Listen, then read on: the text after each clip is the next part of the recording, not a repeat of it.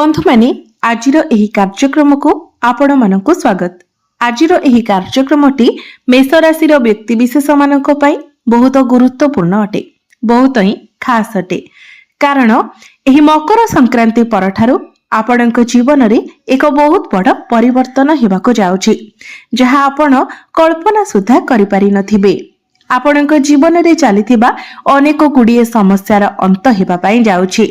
आपणकु अनेक गुड़िए सफलता मिलिबाको जाउछि। अनेक क्षेत्र रे आपणक पई सफलतार द्वार खोलिबाको जाउछि एवं आपणक जीवन रे लागि रहिथिबा अनेक गुड़िए समस्यार समाधान हेबा पई जाउछि। तो बंधु माने एही मकर संक्रांति दिन सूर्य मकर राशि रे प्रवेश करिवे एवं आपणक जीवन को अनेक गुड़िए सफलता मध्य आनिदेबे।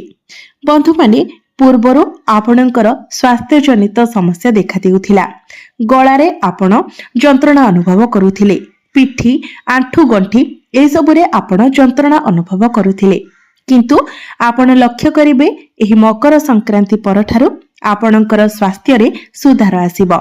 आपणकर इम्यूनिटी सिस्टम स्ट्रांग रहिबो। कारण एही मकर संक्रांति परे परे आपणकर राशिर अधिपति प्रथम भावर अधिपति मंगल दशम भावरे गोचर करिवे।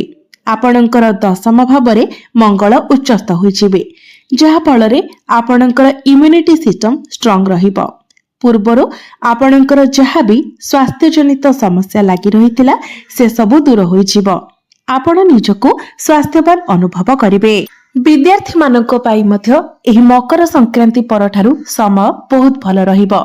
कारण आपणकर पंचम भाव शिक्षा भावर अधिपति हेउछन्ति सूर्य एवं एही मकर संक्रांति दिन सूर्य आपणकर दशम भाव को प्रवेश करिवे। तो दशम भावरे सूर्य आपणको अनेक गुड़िए शुभ फल प्रदान करिवे। आपण आपणकर शिक्षा क्षेत्र रे बहुत अधिक सफलता लाभ करिवे। ए मकर संक्रांति परे जदि आपणकर किछि एग्जाम अछि, कॉम्पिटिटिव एग्जाम अछि, सरकारी स्तर रे कोनोसी परीक्षा अछि, प्रतियोगितामूलक परीक्षा अछि, तो निश्चित भाबरे सेथिरे आपणको निश्चित भाबरे आपण उत्तीर्ण हेबे। आपणको शुभ फल देखिबाको मिलिबो। एही मकर संक्रांति परे जदि आपण किछि एडमिशन नेबा पई चाहुचंती, किछि फॉर्म फिलअप करिबा पई चाहुचंती, तो समय आपणक पई बहुत भल रहिबो। तो आपण पाठ पढ़ा रिलेटेड आपणकर कैरियर रिलेटेड जहाँ भी स्टेप नेबा पई चाहुचंती, एही मकर संक्रांति परे आपण नै परिबे। कारण भाग्य आपणको साथ देबो। पाठ पढ़ारे आपणकर एकाग्रता बढ़िबो। पाठ पढ़ारे आपण निजर लक्ष्य मध्य हासिल करि परिबे। प्रेम जीवन कथा जदि कहिबा तो प्रेम जीवन रे आपणको टिके सतर्क रहिबार अछि। जेहेतु आपणकर प्रेम भावरे अर्थात आपणकर पंचम भावरे केतु गोचर करुछंती। केतु हेउछंती पापी ग्रह, मुंड विहीन ग्रह, छाया ग्रह। तो से आपणक मध्यरे कन्फ्यूजन क्रिएट कराइबे। आपणक मनरे संदेह उत्पन्न कराइबे, शंका उत्पन्न कराइबे। आपण निजर पार्टनर को नेकी संदेह करि पारंती। आपणकर मन को शंका मध्य आसी पारे, जहा फलरे आपणकर संपर्क खराब हेबार संभावना रहुछि।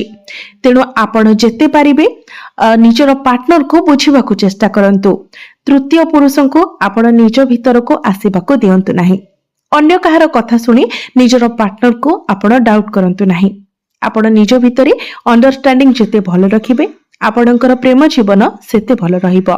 नचेत आपण जदि अन्य कोनोसी व्यक्तिर कथा सुनंती, बिना किछि कारण रे निजर पार्टनर को डाउट करंती, शंका करंती, तो आपणक मध्यरे ब्रेकअप हेबार मध्य संभावना रहुछि। तेणु आपण जेते पारिबे आपणकर पार्टनर को बुझिबाकू चेष्टा करंतु एवं एपरि किछि कथा कहंतु नाही जहा तांको खराब लागिबो। वैवाहिक जीवन कथा जदि कहिबा तो वैवाहिक जीवन एही मकर संक्रांति परठारु आपणकर बहुत भल रहिबो। कारण आपणकर वैवाहिक जीवनर अधिपति शुक्र आपणकर दशम भावरे गोचर करुचंती, बहुत भल स्थिति रे अछंती। तो आपणकर वैवाहिक जीवन बहुत भल रहिबो। पूर्वरु आपणक मध्यरे जदि कोनोसी प्रकारर मतभेद मनांतर चलीथिला तो से सब आपणक मध्यरे समाधान होइजिबो। आपण परस्पर को बुझी पारिबे, परस्पर प्रति आपणकर भल पाइबा बढ़िबो एवं आपण आपणकर जीवन साथींकर पर्सनल एवं प्रोफेशनल लाइफ रे मध्य ग्रोथ देखिबा को पाइबे। आपणक पई आपणक जीवन साथींकर भाग्योदय होई पारे, तांकर कैरियर रे एक बहुत भल परिवर्तन होई पारे। भाग्य कथा जदि कहिबा तो भाग्य मध्य एही मकर संक्रांति परठारु आपणकर बहुत भल रहिबो, कारण आपणकर भाग्य भावर अधिपति नवम भावर अधिपति देवगुरु बृहस्पति आपणकर तृतीय भावरे गोचर करुछंती एवं गुरुंकर दृष्टि आपणकर भाग्य स्थान उपरे ही रहुछि। तो आपणक मध्यरे साहस एवं पराक्रम बढ़िबो। भाग्य बलरे अल्प परिश्रम रे आपणको अधिक सफलता प्राप्ति हेबो। आपण भाग्य संबंधित जहाँ भी निर्णय नेबे सेथिरे आपणको सफलता मिलिबो। पितांक सहित संपर्क आपणकर बहुत भल रहिबो। पितांक ठारू आपणको सहाय्य सहयोग प्राप्ति हेबो। आपणकर अटकी रहिथिबा कार्य गुड़िक आगकू बढ़िबो। एही मकर संक्रांति परे कोनोसी दिगरु आपणको बड़ धन लाभ मध्य होई पारे। आपण किछि बड़ इन्वेस्टमेंट मध्य करि पारंती। एही मकर संक्रांति परे आपण नूतन भूमि जमी प्रॉपर्टी इत्यादि किनि पारंती। नूतन गृह मध्य निर्माण करि पारंती। आपण निजर गृह को कोनोसी बड़ जिनिस लग्जरियस जिनिस किनिकी आनि पारंती। आपणकर गृह रे कोनोसी शुभ मांगलिक कार्यर आयोजन मध्य होई पारे। आपण कोनोसी धार्मिक यात्रा मध्य करि पारंती। कैरियर कथा जदि कहिबा तो आपणकर कैरियर भावर अधिपति हेउछंती शनि। शनि आपणकर द्वादश भावरे गोचर करुछंती एवं वर्तमान आपणक राशि रे शनि 7.5 प्रथम चरण चालुछि। तो निश्चित भावरे एठारे जदि आमे कहिबा तो आपणक उपरे कार्यभार टिके अधिक रहिबो, प्रेशर अधिक रहिबो। आपण टिके थक्कापणर अनुभव करि पारंती। आपणको एपरि लागिबो जेपरि आपणको दरकार ठारू अधिक काम मिलुछि एवं जहाको करिबा पई आपणको भितरे टिके आलस्य मध्य देखा देई पारे। किंतु मने रखंतु आपण निजर काम को नटाई जदि सब किछि को एक्सेप्ट करंती एवं निजर कर्म को ठीक भाबरे करि चलंती तो निश्चित भाबरे आपण को बहुत अधिक सफलता मिलिबो। कारण शनि हेउछंती कर्म कारक ग्रह। तो आपण को कर्म को ठीक भाबरे करिवार अछि, तेबे जाई शनि आपण को बहुत अधिक शुभ फल प्रदान करिवे। सबुठारु बड़ कथा हेउछि सूर्य एही मकर संक्रांति को आपणकर दशम भावरे प्रवेश करिवे। तो आपणक मध्यरे कॉन्फिडेंस लेवल बढ़िबो, आपणक मध्यरे आत्मविश्वास बढ़िबो। आपण निजर काम को बहुत कॉन्फिडेंट भावरे करिवे। मकर संक्रांति परे परे मंगल मध्य आपणकर दशम भाव को चली आसीबे। तो आपणक मध्यरे एनर्जी लेवल मध्य बहुत भल रहिबो। तो जदि आपण आईटी रिलेटेड किछि काम करूछंती, इंजीनियर अछंती, कंप्यूटर रिलेटेड किछि काम करूछंती, प्रॉपर्टी रिलेटेड किछि काम करूछंती तो एई सब क्षेत्र रे आपणको बहुत अधिक ग्रोथ मिलिबा को जाउछि।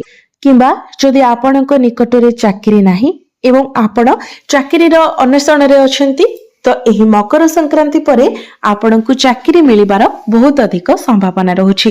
तेणु आपण निज तरफरो चेष्टा जारी रखंतु एवं जदि आपण सरकारी क्षेत्र रे चाकरी करूछंती तो आपणको अनेक लाभ मिलिबा को जाउछि। आपणकर प्रमोशन होई पारे, आपणकर दरमारे वृद्धि होई पारे। चाकरी क्षेत्र रे आपणकर मान सम्मान बढ़िबो, आपणकर पदोन्नति हेबो। तो मकर संक्रांति परे आपणकर कैरियर बहुत भल रहिबो। बिजनेस कथा जदि कहिबा तो बिजनेस रे मध्य एही मकर संक्रांति परठारु आपण ग्रोथ देखिबा को पाइबे।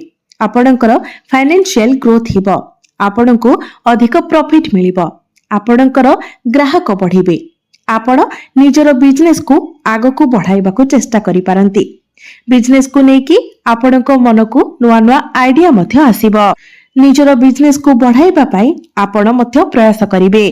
एबे आसंतु जानिबा किछि उपाय विषय जे उपाय गुड़िक करिबा द्वारा आपणको अधिक मात्रा रे शुभ फल प्राप्ति हेबो एवं जहा किछिटा अशुभत्व रहउची से गुड़िक खंडन होई जिवो।